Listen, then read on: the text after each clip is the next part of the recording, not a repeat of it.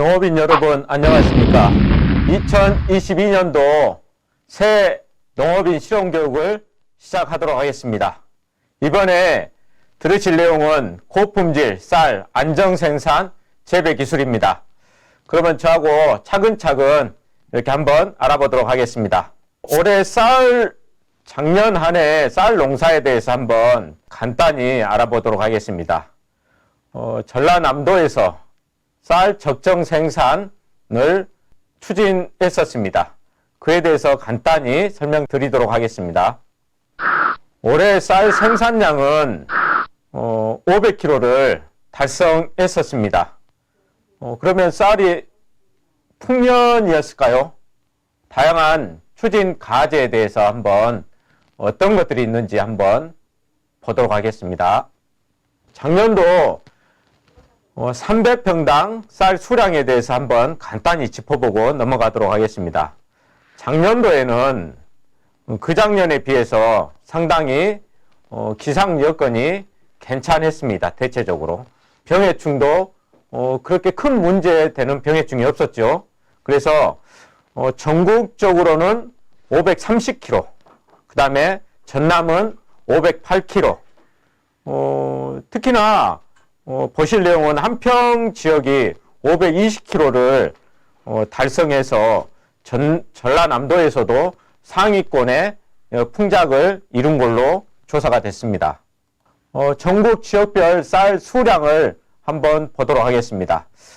전남 지역은 항상 보면 친환경 재배가 많고, 그 다음에 이모작 재배지가 많습니다.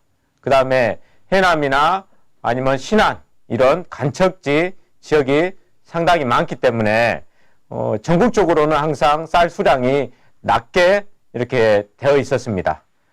작년도에 보면 충남이 571kg로 1등을 차지했고요. 그 다음에 경북, 강원, 그 다음에 경남 순으로 이렇게 재배 면적이 이렇게 나와 있습니다. 말씀드렸다시피 전남 지역이 쌀 수량이 낮은 요인에 대해서 한 5가지 정도 이렇게 분석을 한 결과입니다. 이런 분석 결과도 있지만 다른 여건들이 개선해 나간다 하면 우리 전남 지역도 매년 500kg 이상씩 생산할 수 있을 걸로 저는 판단이 됩니다. 전남도 상위 10대 품종을 보겠습니다. 여기서 보시다시피 전년도에 세척무가 43.9%, 그 다음에 신동진벼가 25.6%로 전체 면적의 한 70% 이상을 차지하고 있습니다. 어떤 면에서 본다고 하면 이 득품종이 너무 많은 면적을 차지하고 있기 때문에 근래에 기상 여건을 보면 상당히 이상 기상 이변이 많습니다. 그래서 품종의 다양화가 좀 더 필요하지 않나. 이 품종마다 특성이 다 조금씩 틀리거든요. 그래서 어느 품종은 그 해에 좀 기상 여건이나 병해충에 좀 취약할 수도 있고, 어느 품종은 좀 괜찮을 수도 있고, 그래서 한 4-5품종, 5-6품종이 이렇게 골고루 이렇게 재배되는 방향이 옳지 않을까, 이런 생각을 해봅니다. 앞에서 말씀드렸다시피 2021년 전남도에서 추진한 500kg는 달성을 했습니다. 그래서 전남도 평균 508kg, 한평이 520kg를 이렇게 달성을 했는데요. 올해는 어떻게 해야 될까요? 제가 보기에는 600kg 달성이 가능할까요? 예. 올해 보면 작년에 농가들 중에는 평균은 520kg가 나왔지만 어느 농가는 조사를 해보면 600kg도, 300평당 600kg도 이렇게 생산을 한 걸로 조사를 했거든요.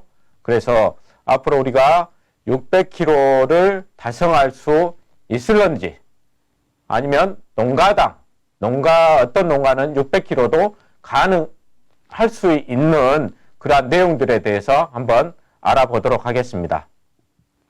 올해도 농사를 잘 짓기 위해서는 어떻게 하면 될까? 간략하게 고품질 우량 종자 보급을 확대해야 되겠다. 그 다음에 쌀 생산성 향상을 위해서 시기별로 재배 기술을 핵심 기술로 실천을 잘해야 되겠다. 그 다음에 기상재해, 병해충을 선제적으로 어떻게 하면 대처를 할 수 있을 것인가. 그 다음에 쌀 생산비 절감 기술 보급에 대해서 한번 알아보도록 하겠습니다. 먼저 고품질 우량종자 보급 확대입니다. 새총무 품종을 공급을 확대하고, 그 다음에 새로운 우리 지역에 적합한 고품질 품종을 이렇게 새롭게 도입해서 확대해 나가야 되겠다. 그 다음에 기상재해에 강한 품종을 이렇게 보급을 해야 되겠다. 이러한 내용들 위주로 한번 말씀드리도록 하겠습니다. 다음은 쌀 생산성 향상 기술 보급입니다. 제가 몇 년 동안 이렇게 보니까 고품질 쌀 생산성을 다수확을 하기 위해서는 몇 가지 중요한 포인트가 있더라고요. 적정 파종량을 준수해야 되겠다. 그 다음에 적기 모내기를 해야 되겠다. 그 다음에 적기 수확, 생육 단계별 물 관리가 상당히 중요한 걸로 생각이 되어집니다. 그 다음에 기본적으로 우리가 농사를 잘 짓기 위해서는 토양 관리도 상당히 중요하고, 토양 관리를 하기 위해서는 우리가 우리 기술센터에서 하고 있는 토양 분석, 토양 검증, 이러한 것들이 상당히 중요하게 여겨집니다. 논토양 지력 증진을 위해서 유기물, 양질의 태고비를 잘 시용을 해야 되겠다.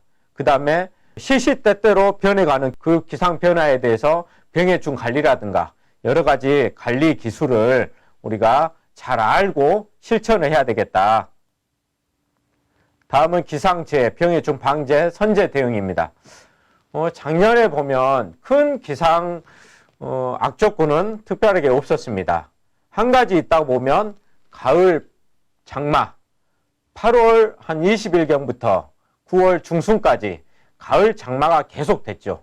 그래서 한 가지 그러한 악조건은 있었지만 그래도 가을 장마가 끝나고 그 뒤에 일조량이 상당히 좋았습니다. 후기에 막바지에 일조량이 좋아서 그래도 500kg 이상을 이렇게 생산했지 않느냐, 이런 생각을 해봅니다. 다음은 쌀 생산비 절감 기술 보급입니다. 직파 재배, 벼 두문모 심기 기술 개선, 친환경 소독, 그 다음에 모짜리 일회 간주 처리, 벼 이양동 시 일회 시비, 그 다음에 논물 관리용 피필름 설치, 포트 윤모 재배, 이러한 생산비 절감 기술에 대해서 뒤에서 간단히 말씀드리도록 하겠습니다. 알고 계셔야 할 여러 가지 것들이 기본적인 것들이 있습니다. 그래서 간단히 보고 넘어가도록 하겠습니다. 패배당당 파파마마 생생콩콩, 패배당당 파파마마 생생콩콩 하세요. 농산물이 다르다면 농약도 다르. 배추에는 배추농약, 당근에는 당근농약, 파에는 파농약, 마늘에는 마늘농약, 생강에는 생강농약, 콩에는 콩농약. 패배당당 파파마마 생생콩콩 하세요. 잘 보셨죠? 어떻게 생각해보면 당연한 겁니다. 우리가 농약을 사용할 때 거기에 적합한 작목에다 적당한 농약을, 적당량을 이렇게 살포해야만 되는 거거든요.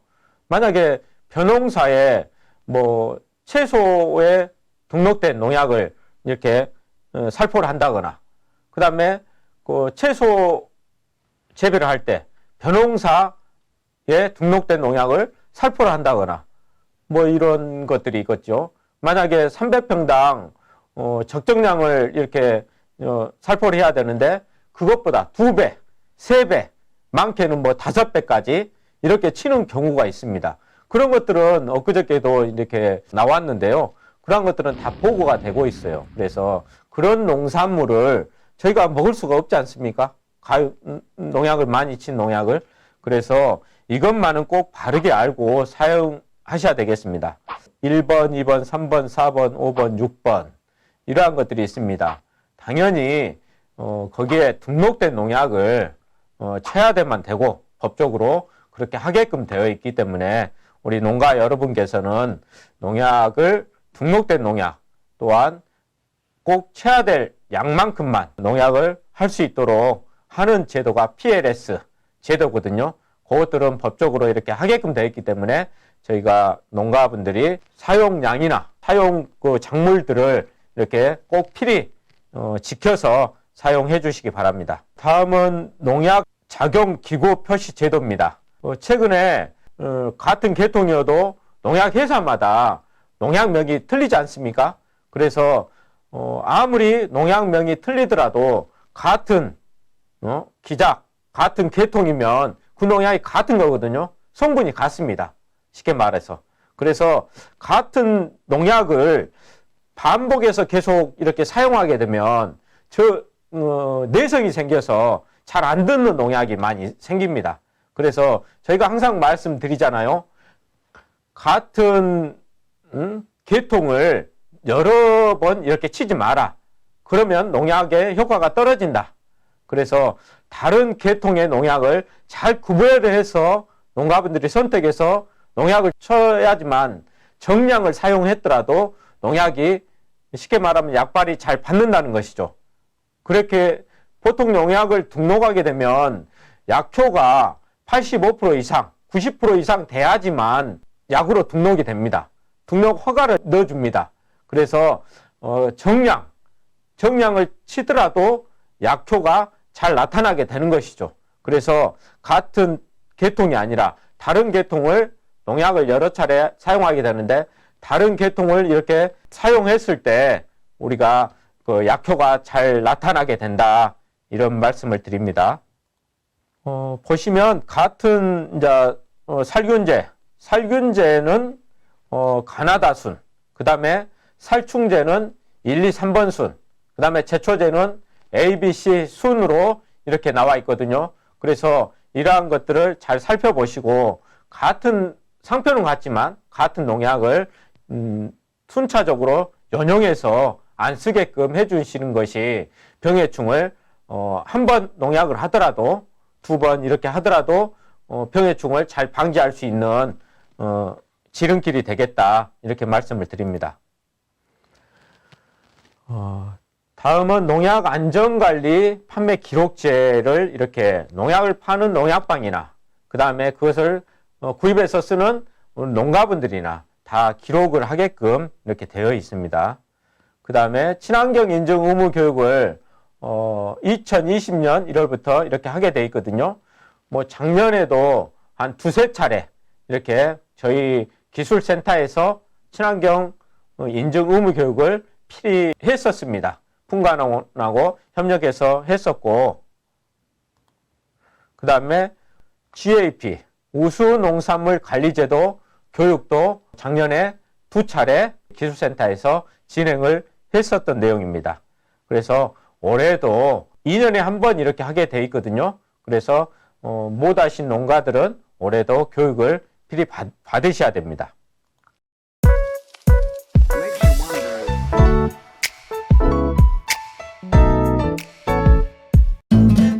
나도 신청할까? 뭘?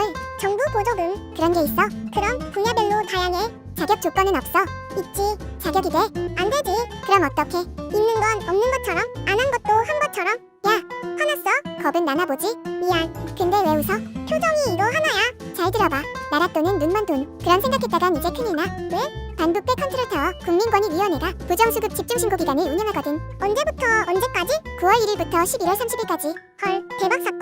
난 그런 줄도 모르고. 겁은 나나보지? 왜요? 근데 왜 웃어? 표정이 이거 하나야. 그런데 맞아. 신고하면 상도 줘. 소호름, 닭살. 보상금은 최대 30억, 포상금은 최대 2억. 그런데 맞아. 신고 접수 단계부터 신분 보장, 신변 보호는 확실하게 보장해줌. 그 정도는 나도 알거든. 역시. 그럼 신고 방법도 좀 알려줄래? 난 고충 처리 전문 신문고 권익위 신고 방법 소개의 영광을 암행어사 청백이에게 양보할게. 감동 받았구나? 잘 들어봐. 검색창에 청년포털 _ 부패공익 신고 그곳에서 신고 접수하면 돼. 아하. 여러분의 적극적인 신고가 부정수급 근절에 큰 힘이 됩니다. 그런데 올해 1월 1일부터 시행한 공공재정환수법 그건 대체 뭐야? 처음부터 다시 시작하자.